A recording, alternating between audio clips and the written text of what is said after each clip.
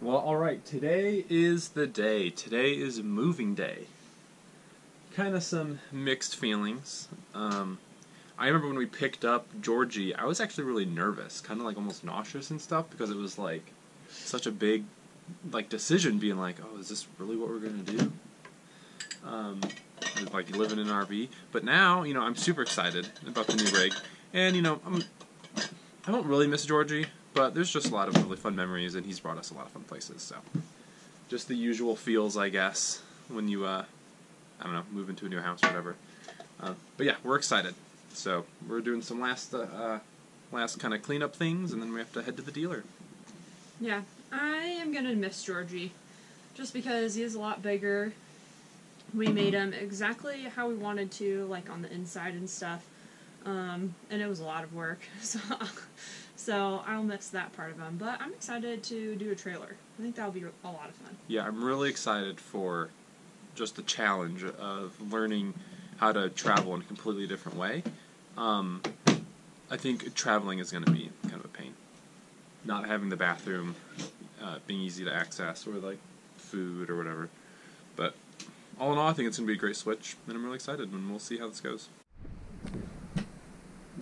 Oakley is going to miss the dash. Right, Oakie? Yeah, she's going to miss laying out on the dash and all the windows. Ella is not going to miss anything. She hates the motorhome, don't you? You hate it. When we drive in it, things fall on you. She hates it. Right now, she's all nervous because she thinks we're going to be driving. Ella hates it. But she doesn't mind riding in the truck, so Ella's going to love it. She's going to love the switch. Ciao. But Oakley's going to miss riding in the RV. She loved it. Oakley used to just go lay on the bed and sleep while we would drive.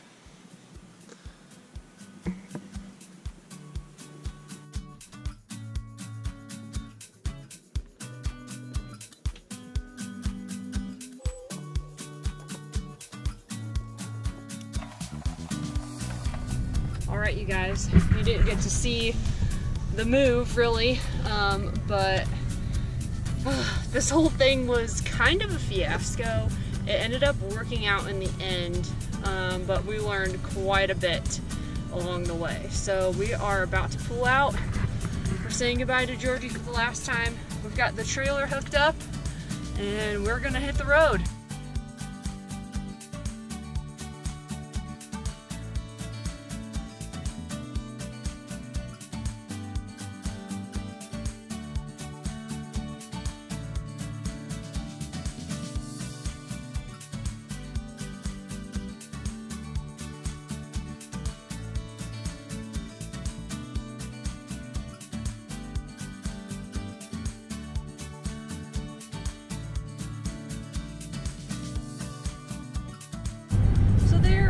Quite a few things we learned about trading in your RV and getting a brand new one.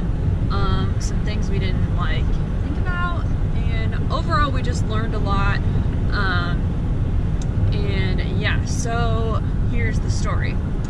We traded in our 2004 Georgetown motorhome for the outdoors RV bumper pull travel trailer.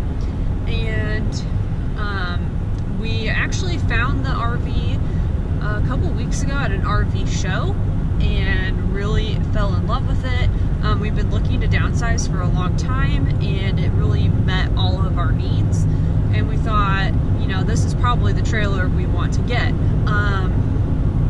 And like we do, we moved kind of fast with everything. We got the truck right away, and we're able to get the financing and everything for the trailer, so we went ahead and did it. Well, today, we had everything negotiated, everything figured out, so we thought, and we showed up today to trade in our motorhome and then pick up the travel trailer. So the problem was that the salesman that we had, apparently he's new, and he didn't have us fill out the paperwork necessary when you've changed a lot of your RV. So what happened was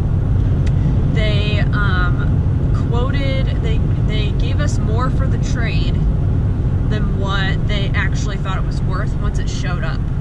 Well, so they at the RV show we went through kind of like all the financing stuff to figure out whether we could make a deal happen. We found something that we thought everyone would be happy with, and we told them, we were very clear at the very beginning that we had renovated the RV, that we had painted all of the walls, all of the cabinets, that we had replaced all of the floors, that we had replaced the dinette. We told them ahead of time. We told the salesman, and he said, oh, it happens all the time, no problem, not a big deal. He said, as long as it's in the condition you say it's in, and that like mechanically everything works fine. He said, not a problem. You know, we just take the Kelly Blue Book or whatever, the the NADA guides. He said, you know, we just take that. He said, not a problem. And he said, and so, you know, we thought no big deal. So we went in there today to sign everything, and as we were signing the financial papers, he like runs in and like attacks us, saying that, like, I don't even remember, what did he say? He was just, I guess, we walked through the RV with the sales guy right when we dropped it off, and he didn't say anything about it. He went through with his paper, filling stuff out, and he was like, yeah, it looks good. He took that to his boss, and his boss did not approve of the value that he put on it, because of the renovation stuff. Yeah, he busts into the finance office with the financial manager, and he was like, hey man, this is no good, this deal's no good. He's like, you got, everything's white, and he was like, and the floor's different, and he's like, it doesn't even have the original furniture. And yeah, like, he was so aggressive about it. What we kind of concluded, what ended up being the issue was his boss was really upset with him because he evaluated the RV at a higher value than what he thought it should have been. So he was in a lot of trouble and kind of took it out on us, though we didn't do anything wrong. So that kind of sucked, and we, like, you know, obviously we didn't take that. We didn't let him push us around like that. It was really rude. So what ended up happening, they asked us for like a larger down payment than we were already putting on it to compensate for what, you know, they thought the true value was or whatever. And we ended up negotiating, and kind of went in our favor, well, as much as it could have. Yeah, they still made us end up putting more money down and raising the price to compensate. It didn't change our monthly payment at all, no. But we did have to put more money down on it than we were originally anticipating, which is not a problem. It wasn't a big deal, really. It was just how the situation was handled. Yeah, but I was able to talk them down quite a bit from the original amount that they were wanting us. They're like, we want you to put this much extra forward. And I was like, no, that's crazy. Yeah. And so we had to put more forward than we thought, but it wasn't as much as they originally were asking. Yeah. And it's also odd because we had to finance the motorhome because we were straight out of college when we got it, and we were upside down on the loan pretty bad already. So there was just a lot of kind of financing things in there that kind of were messing everything up. And this is part of the reason why we decided to get out of the motorhome loan, because it just was, I don't know how. We were afraid that we would have something go wrong on the RV, and it would end up costing like a ton of money for it to be repaired. There's just a lot more opportunity for stuff to break in a motorhome like that, as far as like the engine goes, that Garrett can't fix on his own. And financially, like, we are not, like, we don't want to have to drop, you know, $5,000 to fix a motorhome engine part, and that kind of thing. So the whole reason why we're doing this, the main reason, is to kind of simplify our setup and have to worry about one engine and one engine only, and then just have to worry about house stuff when it comes to the trailer. And it's pretty basic as it is, so most if not all of it we'll be able to fix on our own when things break. And all around it's going to be it's going to be better for us in the long run. So we knew that if we waited longer with the motorhome, we were just going to get farther upside down, basically, with our loan. We weren't ever going to be able to unless we went and paid down. Yeah, unless we had it paid down a lot, and that was just not, and that's just not an option for like this year. So it ended up working out okay.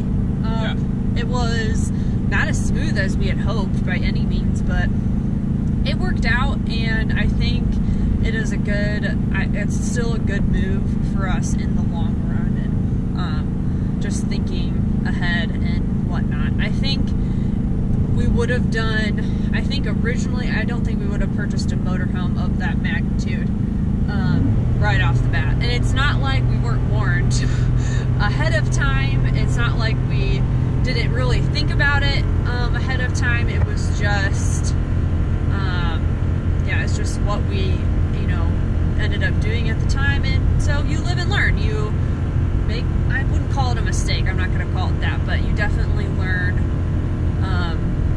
what's a better financial move for you as you go. So anyway, anything you have to say? Yeah, I wasn't upset about the situation. Actually, when we woke up this morning, I was like, the only thing I'm worried about is that we're going to get in there, and because of the renovation, they're going to be weird about it. That was my only concern with everything, because they hadn't yet seen the unit, and that's what happened. And so, like, I understood. I don't think they're going to have a hard time selling it. Like, we did a really good job, and it's really good. But I understand their hesitations and where they're coming from, but I just didn't like the way that the salesman kind of handled the situation, like the way he did. But regardless, we're really happy, and we're happy with our new setup. We're excited to get to know it and learn all this new stuff about towing a trailer and learning about our truck. And only time will tell if this ends up being a good decision. So next time, so our main takeaway from all of this is we're not saying don't renovate your RV. What we are saying is don't renovate your RV if you plan on trading it in. Just, depending on your time. And you owe money on it. And you owe money on it. That's the main thing. Because we owed money on it, because we changed everything, that is what kind of made it messed up. But in our defense, the salesman could have asked for photos. He could have figured all this out ahead of time, and it could have already been negotiated and figured out in the financing before we showed up to pick it up. So all of it could have been avoided completely and whatever, but it is what it is.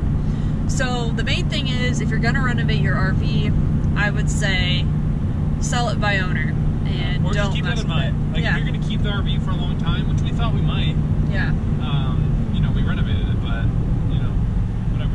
Yeah, I still don't regret renovating it. We learned a lot when we did it, and it looked a lot better than what we had before.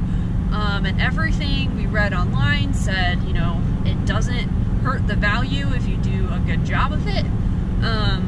So there really isn't a reason why it should have been such an issue as it was. I feel like this dealer hadn't really dealt with it before and didn't really know what to do about it when it came to evaluating it. So I mean, it shouldn't change the value. It really shouldn't. And in some cases I feel like it should increase it. I don't think that ours should have been increased, but I think it should have just stayed what it was, because of the condition it's in. It was well kept, it was maintained, everything works. It's just a prettier color now. Like, that's it. So, long story short, yeah, we're good. We are going to get this thing in our next campsite for a couple days, and yeah, this should be interesting.